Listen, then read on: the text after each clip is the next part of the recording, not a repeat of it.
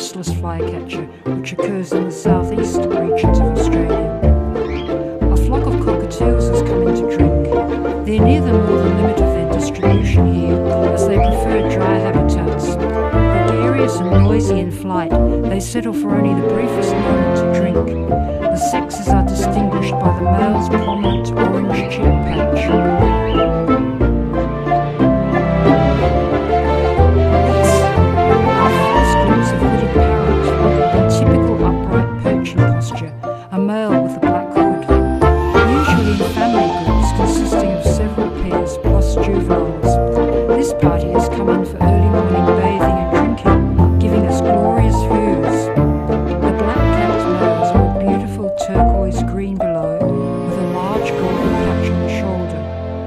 Females and juveniles are a duller grass green.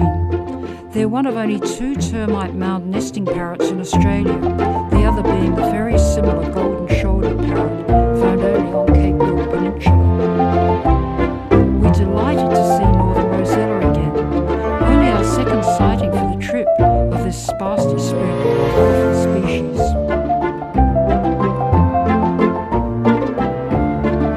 Hooded parrots were once described as a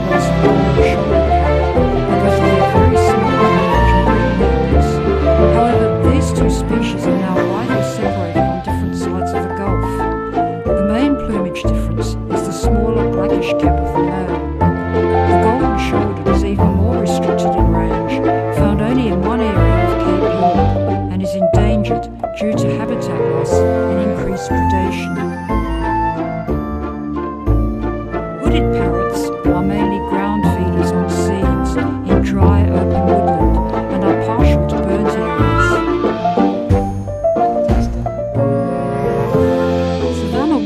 Are the most widespread habitat in the top end, and the surrounds of the dam hold many other species. A small flock of white-breasted wood swallow, the largest wood swallow with an extensive range over North and East Australia. They prefer to be near water and to cuddle together when perching. Another widespread species, pied butcherbird. Smallest of Australia's 10 fairy wren species, the red-backed is also the only one with no blue colour in its plumage. It's found in the grassy understory in northern and eastern Australia. Adult males in breeding plumage are sooty black with a crimson back, while females and juveniles are brown, as are non-breeding males. This bird is a male with plumage. Well-watered woodland and tall open falls with cleared areas of scattered grass and herbs is ideal habitat for partridge pigeon. They avoid damp areas. They're superbly camouflaged until they stray onto a clear path, when they run ahead when spotted, preferring to stay on the ground, but eventually taking off with clattering wings. They're restricted to the tropics, and like hooded and golden-shouldered parrots, they form a species pair with squatter pigeon on the western side of the Gulf. However, squatter pigeon has a far more extensive range down the east coast. We're leaving Pine Creek heading south to Katherine. I'm particularly excited as this is taking us into Finch Country, my favourite birds. On the way, we're turning off to Beatty Falls in the hope of finding small pools of water where birds will come in to drink. It's early morning, dry and very, very hot, but this is the spot.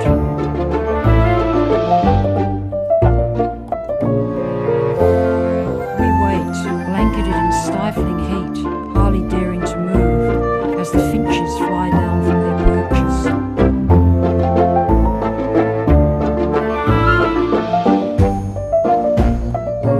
Fantastic! A flock of thirsty Gordians are suddenly scattered in front of us, hopping down to take their turn at the water's edge. What a thrilling sight! They're the most brilliant Australian finch. Unusually, they're polymorphic, occurring in 3 different head colours.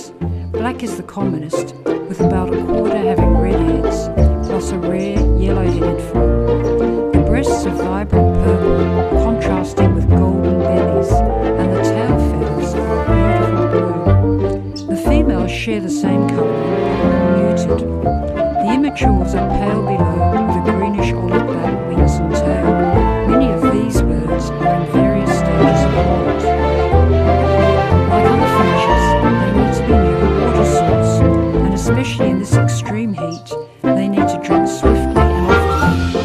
They drink by the suck and tilt technique rather than the more usual sip and tilt of other bush birds, sucking water into their beaks, thus collecting a much greater amount and allowing them to drink more quickly. Their numbers and range have been greatly depleted in recent times, and they are now listed as endangered. This is due to the effects of grazing, destruction of habitat for mining, uncontrolled fires, and infestation from the air sac mite. Added to these is that over many years, their sheer beauty has been their downfall through constant illegal trapping. They're the only Australian grass finch to nest in small tree cavities, which may be shared by several pairs. They form strong pair bonds like most grass finches. Any nest like this is cursory, with only a few grasses and feathers, if anything. 2 or 3 broods may be raised in a season. During breeding, their diet is mainly insectivorous, while at other times they are seed eaters. Just checking you're not missing this, Greg.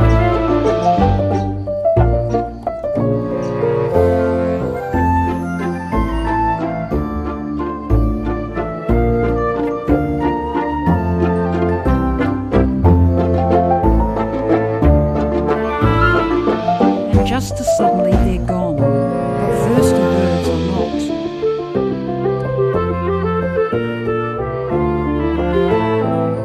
More finches, the masked finch with a yellow beak and the elegant long-tailed finch. The pandanus too is alive with flashes of vivid red. Crimson finches, largest, most insectivorous and least sociable of the grass finches. The larger peaceful and smaller diamond dove approach together. Pigeons and doves are the only birds who can drink without raising their heads to swallow, much like using a straw.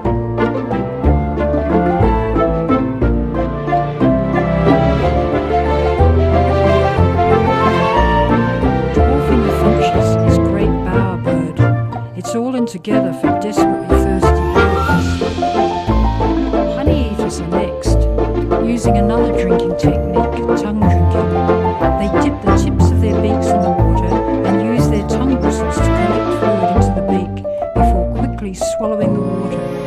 Only small amounts of water can be gleaned this way, which necessitates returning to water for a quick drink at regular intervals.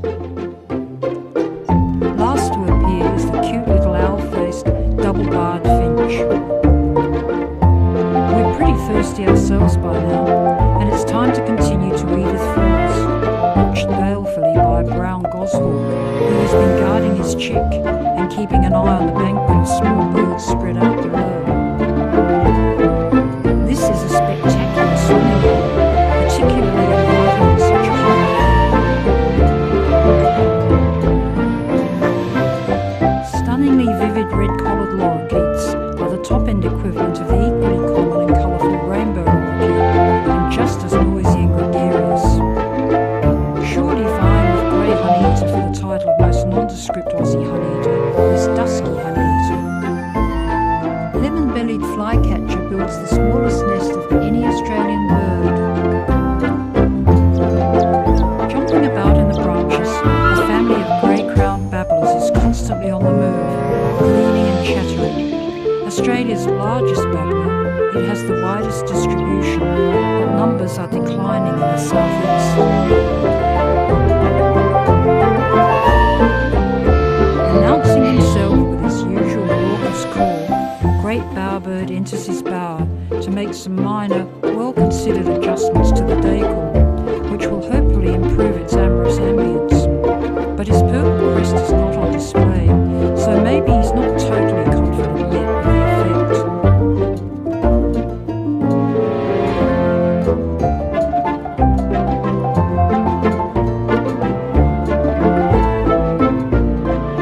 Heading further south on the Stuart Highway across the Catherine River, a tributary of the Daly River, the town itself has suffered 2 disastrous floods Nearby Nitmiluk National Park contains 13 spectacular sandstone gorges and plenty of wildlife. Apostle birds are mainly ground feeders, always in groups, breeding units of around 10 birds. Agile wallaby is the most common wallaby in northern Australia and prefers to be always near water. A noisy camp of little red flying foxes, smallest of the family, and unlike other species in feeding mainly on nectar and hanging in clumps. In the extreme heat, this dominant bird is using galing as a method of cooling.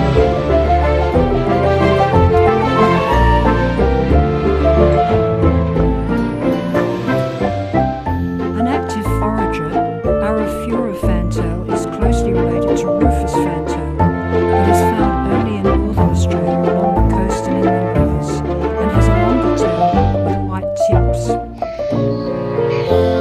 Entering his impressive avenue bower, this great bowerbird is giving us just a glimpse of his pink crest, which would be fully found out if only we were a female bowerbird. Blue-winged kookaburras are perched above, the female with a barred brown tail, distinguishing her from the blue-tailed male.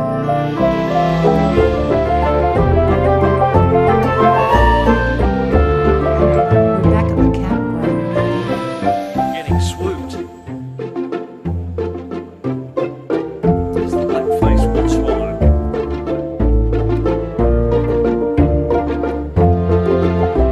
I can see why. Its fledgling is clinging to the trunk over there.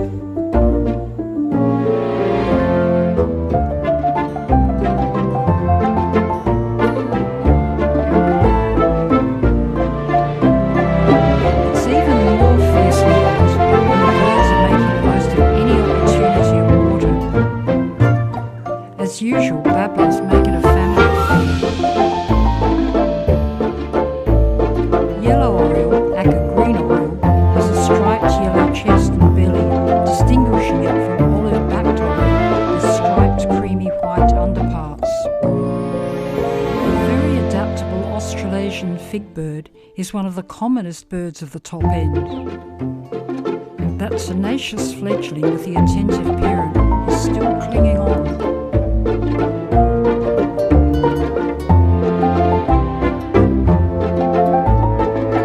Rufous-throated honeyeater is widespread across northern tropical Australia.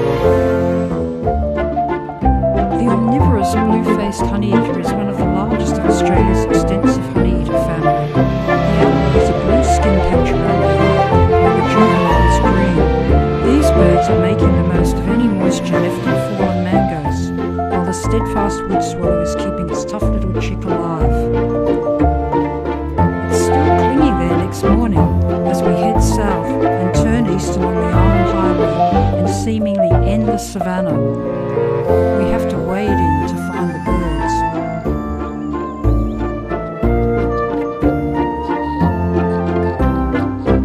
We've heard the melodious, far-carrying cry of black-chinned honeyeater, not a common bird, and the northern race, golden-backed, is particularly beautiful, so we're keen to get close views. It differs from the southern race in having a golden rather than olive-back and a green eye instead of blue, offset by its distinctive black cap. What a gorgeous bird. Time to pause and rehydrate, watched by brown falcon. Soon the ringing, persistent call of a tree creeper has us searching the trees again. The only tree creeper in this habitat is black-tailed tree creeper, the largest and darkest of the 6 Australian tree creepers. Thankfully, these birds like to keep in touch, which makes it just possible to locate them along the vastness of this open eucalypt forest. They glide down from the canopy of one tree, landing on the trunk of another, and foraging. And now we can hear another bark forager, varied Satella, pileates the black-capped race. This is as far south as we're going this trip, but on a previous trip we heard there was a nesting red goshawk further south at at Mataranka and seized the opportunity to see this rarest of Australian raptors. The size of a little eagle, it specialises in taking birds, gliding possums and bats in mid-air, as well as arboreal lizards and snakes. Sadly, habitat clearance and fragmentation, particularly in tall riparian forest, plus inappropriate fire regimes leading to wildfires, has drastically reduced the numbers of this magnificent raptor, and it has become critically endangered in its southern former habitat, barely hanging on in the north. From Katherine, we're taking the Victoria River Highway, heading southwest to Victoria River Crossing. This is amazing country, and a climb up the nearest sandstone escarpment gives wonderful views over the river and roadhouse.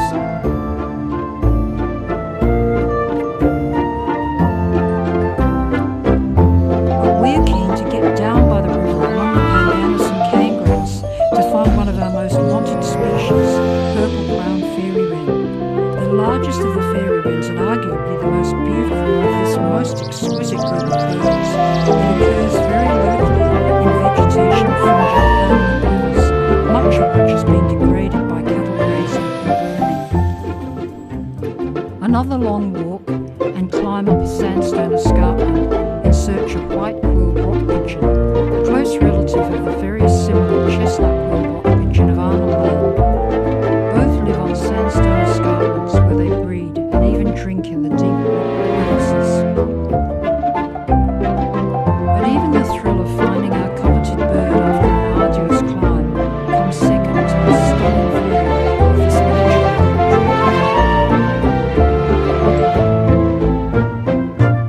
Heading farther west towards Timber Creek, we're turning off to explore the unsealed, whimsically named Buchanan Highway. This is Finch country, and we're looking for puddles. But first we spot little wood swallow, bingo, water plus finches, and we're excited to see a species we haven't seen before, Picturella mannequin.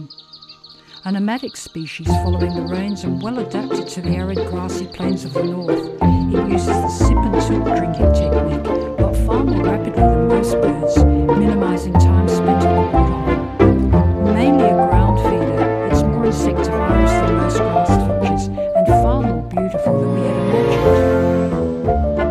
In typical upright pose on a rock the same colour as its wings is the charismatic spinifex pigeon, an unmistakable emblem of the hard-shelled interior of evolved. Far more stately and intriguing and much larger is Australian bustard, which can grow to 2 metres. We've arrived at Timber Creek in late afternoon, so we're heading straight out to a high point overlooking the river, hoping for finches to fly in for their evening drink. Galahs are wheeling about in alternate bursts of pink and grey. And we're in luck. The finches have arrived and are swaying about on the grass stems in front of us. The flock is predominantly chestnut-breasted mannequins, a widespread and very sociable species. But we think we've spotted the one finch we have yet to see. Yes, it's definitely yellow-rumped mannequin, a species that interbreeds with chestnut-breasted. And just to emphasise we're in finch heaven, a flock of exquisite starfinches has arrived, looking ethereal in the last rays of sunshine.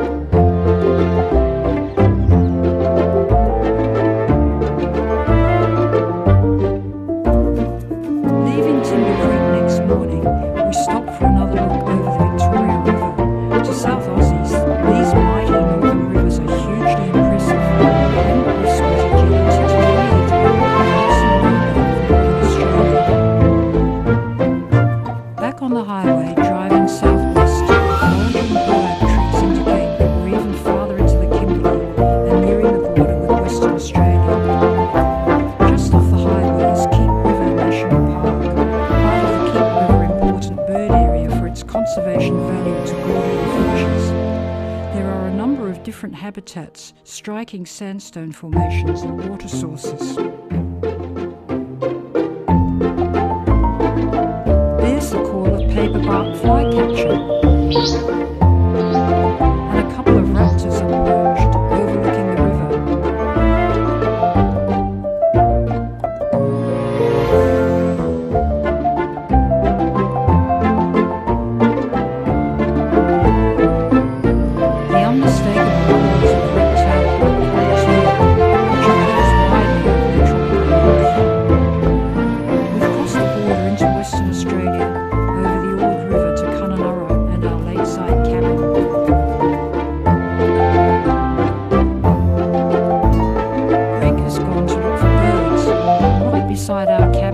I've spotted a pair of off-sided robins sitting confidingly on a stump flicking their tails. Now that's easy burning for an uncommon quiet bird, which is often an inaccessible habitat.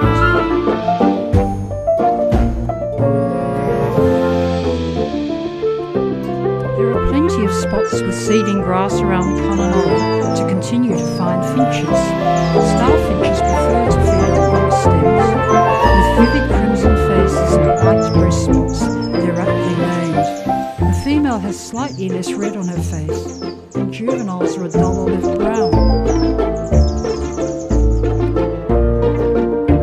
We've spotted a covey of brown quail in typical upright posture, scurrying down the path and peering around, but they don't seem to have spotted us.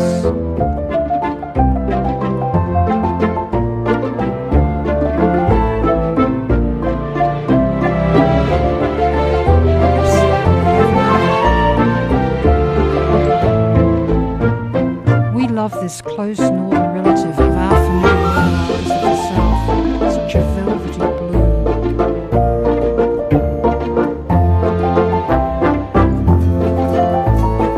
This morning we're visiting Lake Argyle, a freshwater lake with a greater water volume than Sydney Harbour, created by damming the mighty Ord River. On a previous trip, we took a boat trip out to an island to search for yellow chat, a rare localised species that is hard to find, as its habitats are remote, swampy, and often quite desolate, making access difficult. The male has a bright grey head and underparts, with a black crescent mark on its breast. It seems to glow golden in its drab environment. Females have a grey face with grey hair and underparts, and juveniles are an even paler version of the female.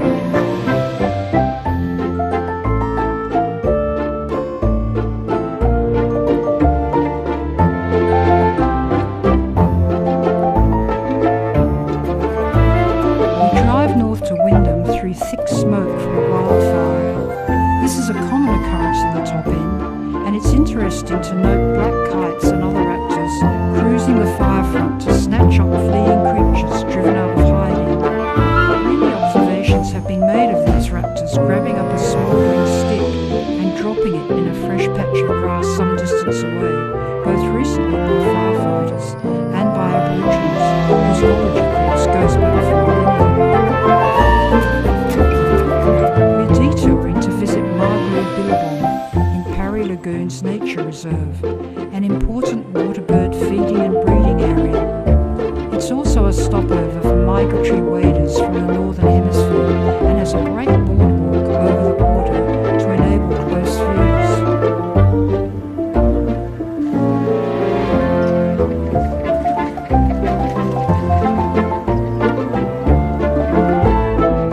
At the end of the Great Northern Highway and of our top end trip is the historic port town of Wyndham, and what better place to end the trip than among Gordian finches.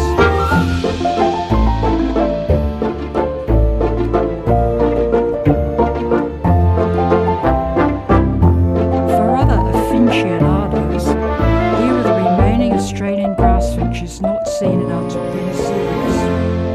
Plum-headed finch is found in eastern Australia on grassy slopes west of the Great Dividing Range, foraging mainly on seeds, like most finches.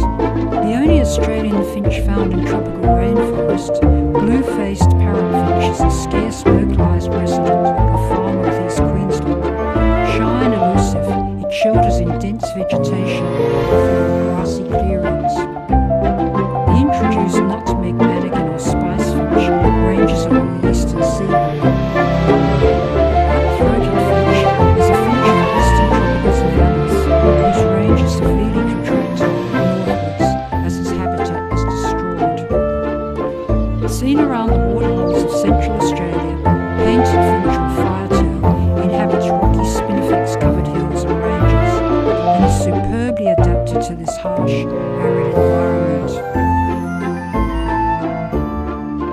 Zebra finch is common and widespread across large areas of Australia, being an eruptive breeder in suitable conditions with available water.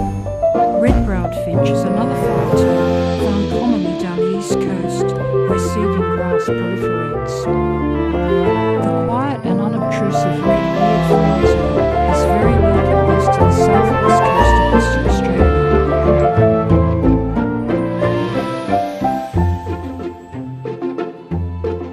Beautiful firetail is very similar in appearance and habits, but has a wider distribution around coastal southeast Australia and is also the only finch in Tasmania.